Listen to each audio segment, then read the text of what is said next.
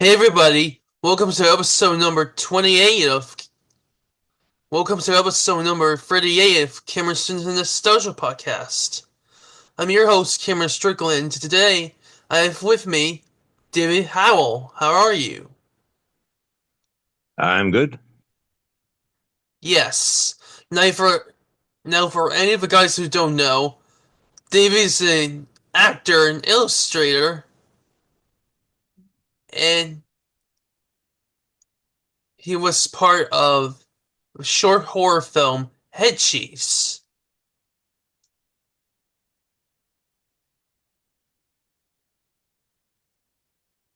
It was my only acting stint.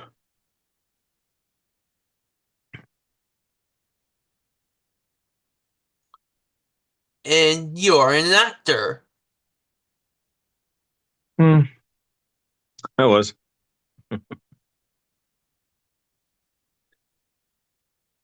And he was an illustrator. Yes. Yes. So, how did you get interested in drawing? Oh, I've been drawing since I was two. Lately, I'm more of a educator than a illustrator. I teach people how to draw. Teach all the non-art majors how to draw. So, students haven't been drawing since, grammar school. I kind of help them catch up on their skills. I'm really after the business majors, the ones who usually buy art. So that's my kind of my niche market.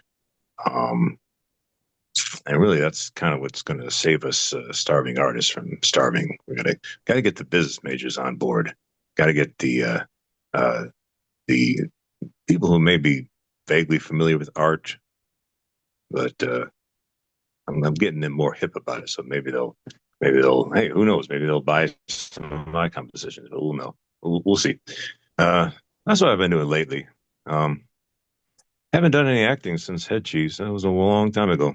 Um, it was a pretty easy character. It was just this lumbering giant, and speaking in a fake Russian accent. It was pretty easy to do. It wasn't like a really serious dramatic role.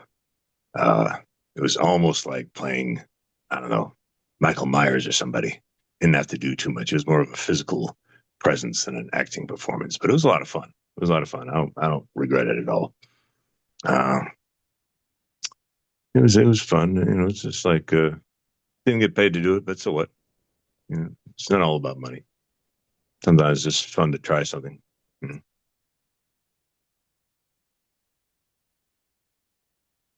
Okay, so what was it like working on short horror film Headcheese? Well, it was fun watching it. It was fun seeing myself in there, and it was just this little film that was low directed. And last I heard, she's working in the business. She's doing editing and camera work. She's not a director per se, but that's okay. It was a way of showing prospective employers what she could do, and she got uh, uh, maybe not as a director, but that's okay.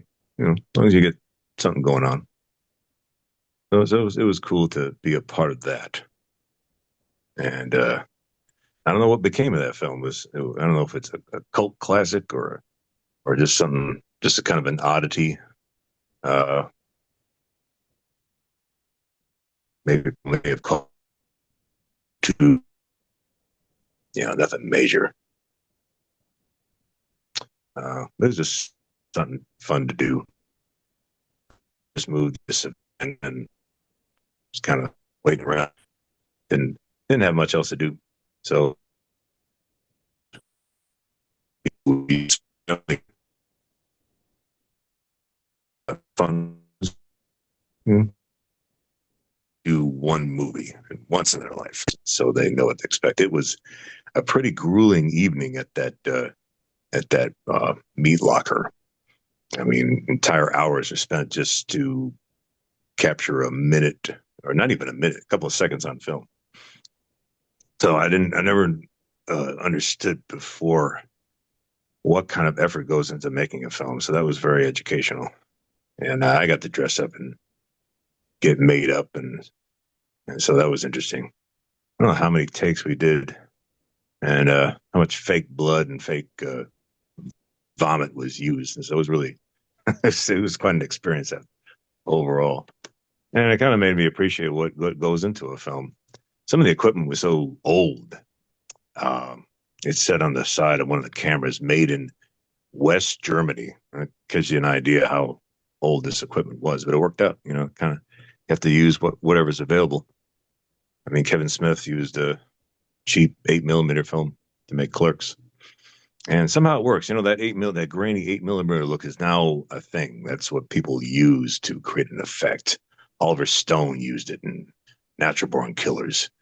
Kevin Smith just used it to because it was less expensive film to use. So it's interesting how sometimes something that's economical for one director is becomes an aesthetic choice for another. Because they could afford the best equipment, but sometimes that kind of cheap look is the kind of look that some directors are looking for. Just because it creates a certain mood, it creates a certain look, and that's what they're after. So that was kind of interesting. Yeah.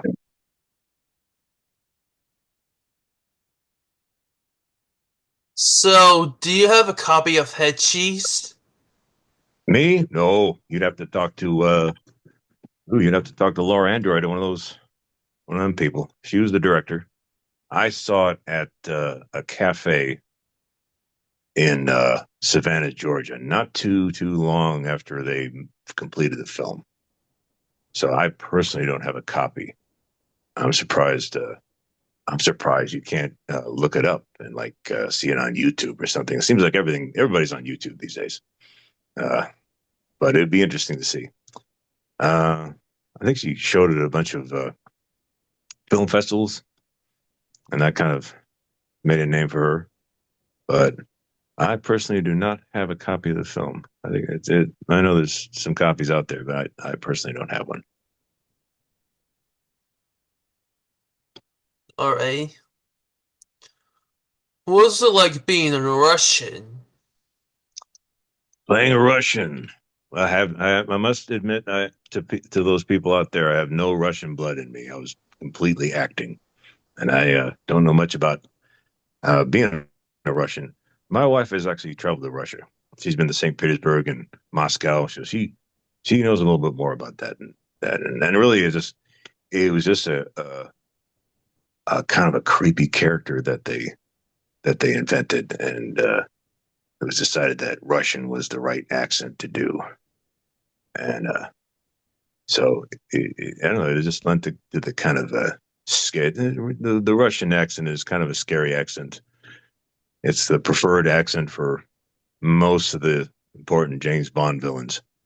There's something about a Russian accent, just like the German accent. There's something sinister about it, even though Russians aren't uh, necessarily sinister people. And just the people who are in charge over there.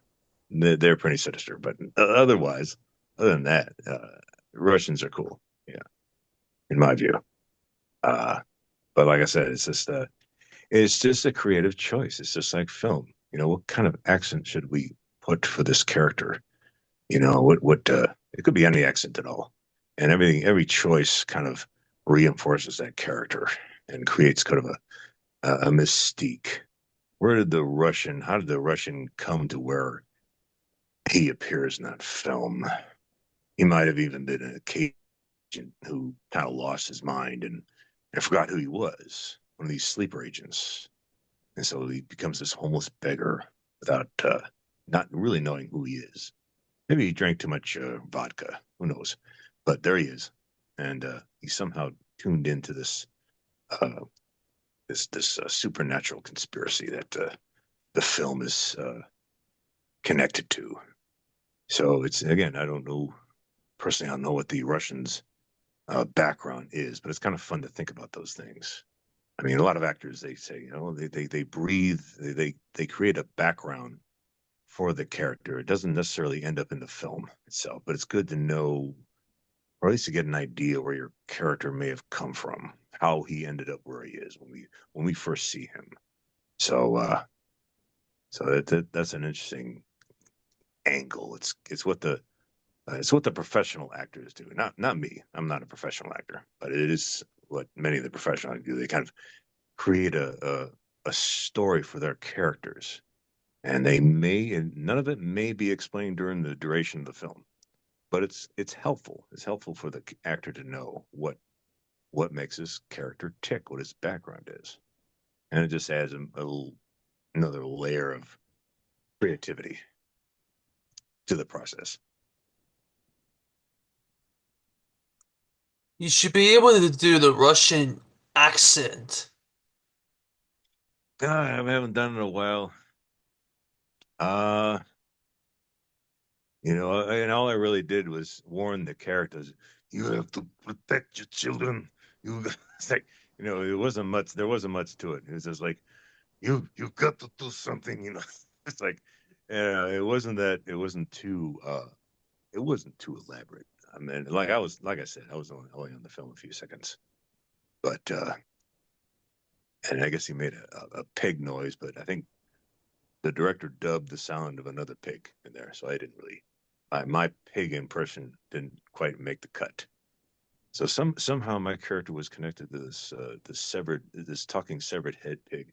He was like the in the book Lord of the Flies. There's a scene where they kill a pig, they put the head on a stick, and then in the deranged mind of one of the kids, the pig starts talking, and of course it's covered with flies, and of course that's where the phrase "Lord of the Flies" comes from. So our severed talking pig head is not that's not the first time a pig became a main character in a film. That's from Lord of the Flies. If you want to go back far enough, and again, it's one of those things. The pig isn't really talking. It's in the mind of the protagonist or one of the characters. Now, my character was real, but there's something not real about him because somehow he's connected to this pig, and maybe he's suffering from the same delusion as the main character in Headcheese. And again, maybe too much vodka. That'll that'll do it. Sometimes you lose your mind and start talking to severed, pig heads. You know, uh, it happens. But that's the thing is it was fun doing that, and we can all do a Russian accent. Uh, I think we've watched enough James Bond movies to really get it down, and it's kind of one of those when you hear it, you know it, and uh, and now the Russian accent, the Russian language itself is very different. It's actually a very pretty language, but somehow when it's an accent and it's in English, there's something kind of like sinister about it, and nobody can quite put their finger on it. But there it is. I'm kind of a child of the Cold War, and I can say, I was taught that the Russians were bad. Well, we were pretty bad too, but the Russians were kind of our competing villain to run the world, and so most of the good villains in movies were Russian. They had that Russian accent, you know, and it was, if I think if you want to intimidate somebody, you just start talking in a Russian accent. You don't want to mess with me. You know who I know? I was in KGB before it was when it was still a thing. I still have my training, and it's like, it's like you better hand over that bottle of vodka, or else you'll be in big trouble. So, I think anybody with who kind of exposes themselves to that kind of accent, anybody can impersonate that, or at least a cartoonish, reasonably a realistic portrayal of that. You know, so yeah, that was a lot of fun. Still is. Like, Talking severed head was Butch. yeah, I think I think that's what it was named. It's been a while. And it turns out the pig's head was he was telling a lie. He was subterfuge. He was a lying, severed talking head, and he tricks the protagonist into doing something for the wrong reasons. Uh, it was a what you might call bad intelligence. You know, the hero is is guided by this pig to kill this man because he's doing something very evil. But it turns out it was personal. The butcher uh, had had killed this pig who was his pet, and so it was more out of revenge, you know. So that's another plot twist at the end. So I think the moral of the story is whatever you do, don't trust uh, what a pig says, especially a severed head of a pig, because pigs are smart. Pigs are smarter than we let on. And are they capable of deceit, of subterfuge? Possibly. But pigs are smarter than you might say. I was driving through this town called Orangeburg, and there was a whole truck of pigs in front of me. And I kind of felt sorry for them. But suddenly one of the pigs looked right at me, dead in the eye. And I can almost hear him communicate with him. He had that knowing look.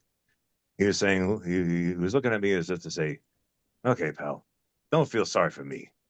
Yeah, we're all part of the food chain. In fact, one day you might end up in my feed bag. It's like, oh no, stop taunting me, evil pig. So I think pigs are smart. Pigs are wiser than we give them credit for. And who knows, maybe uh, pigs are capable of deceitful actions. We will never really know what happens inside the brain of a pig. But irregardless, be on the safe side. Don't take advice from a pig, or at least some advice that you think is advice. If you start hearing voices and it's coming from a pig, above all, don't listen. Be cautious. Uh, don't be too quick to give them the benefit of the doubt. I think that's the lesson of Headcheese, and it's a good life lesson. Be careful whose advice you take. Think twice. You know, Do you have a behind the scenes footage or photos of Headcheese? I think I have photos of myself and some other promotional materials. I think Ms. Android did send me some promotional pictures, but uh, that were intended for advertising purposes. Uh, but no shots from the actual film itself. I haven't seen the film since that debut at that cafe in Savannah. That was the last time I saw the film that I was in. Alright. Could you show it to me? Me? I'd have to find it first. But I'll look for it, and I think it's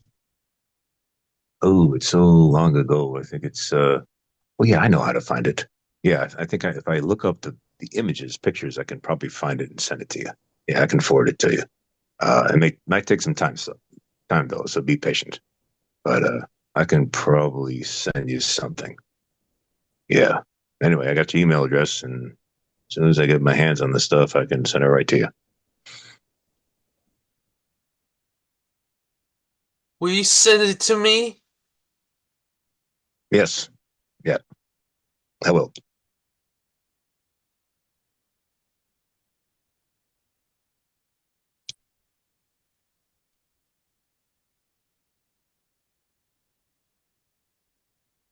You're sending it to me now. No, I'm not. I'm talking to you now. I have to wait till the interview is over. I can only do so much at once and with my smartphone, unfortunately. But wait a minute. Let me see if I can do something here. Uh,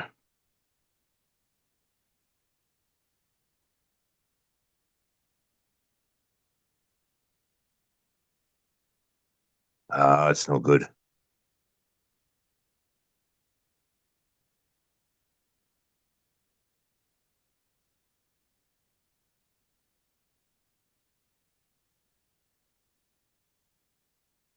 Yeah, I'm gonna have to wait till later. I have to get to a real computer.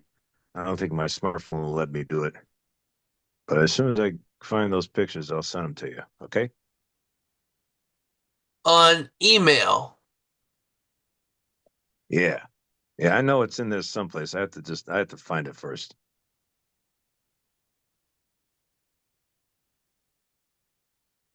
Yes. Well, David, thank you so much for your time.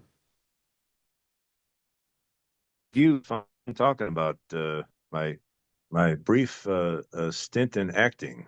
And like I said, maybe if there's a head cheese part two, maybe they'll call me. Who knows? But we'll wait and see. Well, it was fun talking to you too. I hope I was I hope I was as I hope I was informative and helpful. Is there anything else you'd like to say? Uh, no, that's about it. I, if I can give anybody's advice, don't be afraid to give acting a try, especially if it's a kind of a kind of a brief, if it's a heavy character. I think anybody can play a monstrous, villainous character. Um, the the kid who played the main character, he was a really great actor. He really had the emotional depth to play his character, who seems kind of like a tortured soul. Um, Now that takes a certain level of talent that I probably couldn't pull off. But I think that most people can play a monster, which or some kind of creepy character like the one I played. I think that's everybody's got a kind of creepy side to them. Yeah. So we may not be at the same level as the main character from Headcheese, but nevertheless, a lot of characters, a lot of actors, they kind of just play themselves. They do what they would do in that situation, whatever the movie is. Um, I would say that hey, give it a try. You know, have that experience. Be in a movie. Why not? It's not going to hurt it. It's not even if you don't get paid for it. It's an educational experience and it's a lot of fun. And who knows? It might lead to something really big. I often wonder whatever became of that actor who played the young attendant of that butcher store. Yeah, who knows? Maybe he got a I think he had potential. He could have had a career in Hollywood, but I don't know, just it was something I tried once, and I'm more of a I'm more of an introvert, so maybe uh, acting is not my true path. But who knows? Maybe I'm wrong. Maybe someone will prove me wrong. But for now, I like being a an educator. It's kind of a performance art too in its way, but not the same as working in a movie. But I would recommend anybody who has a chance, even if it's a student film, um, give it a try. It's educational. You get to see how a film is made, and it's a grueling process. It really is. You'd be surprised. But overall, it was a positive experience. It was a lot of fun. And I recommend it to anybody. Just play a small role in a little independent film. You might surprise yourself. You know, yeah, that's about it. That's all the advice and don't be wary of taking advice from suspicious characters, whether they be homeless ex KGB vodka addicts or the mysteriously talking severed pig's head. Beware of what advice you get and think twice. Uh, I think that was like Othello. He took too much advice from Iago and with disastrous consequences. So in the end, you have to make up your mind, your own mind about what to do. Don't be too centered on one advisor. If ill advice, they might they might be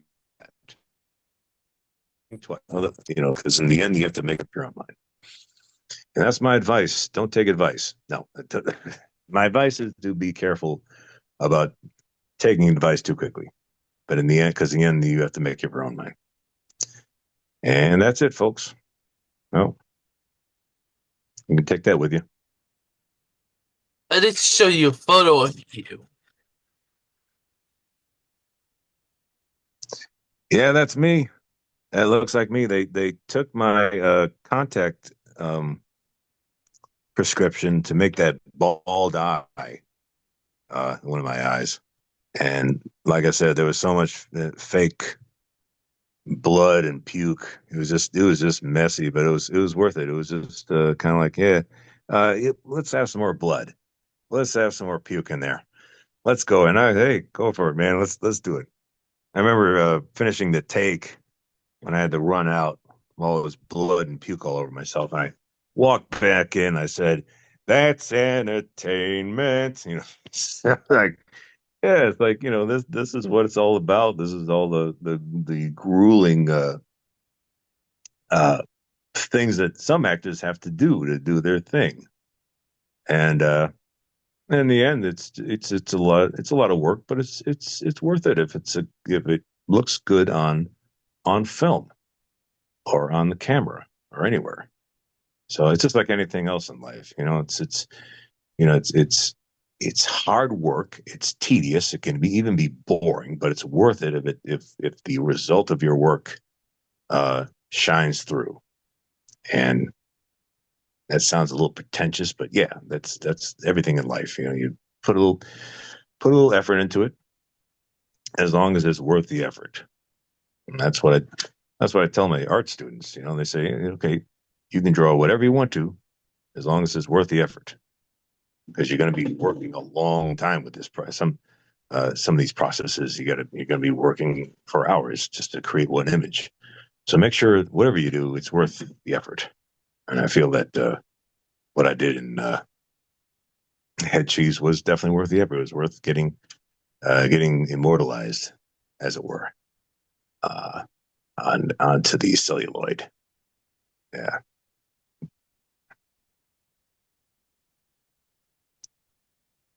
Alright, stay tuned. There'll be more guests coming up. Until next time, peace. Peace.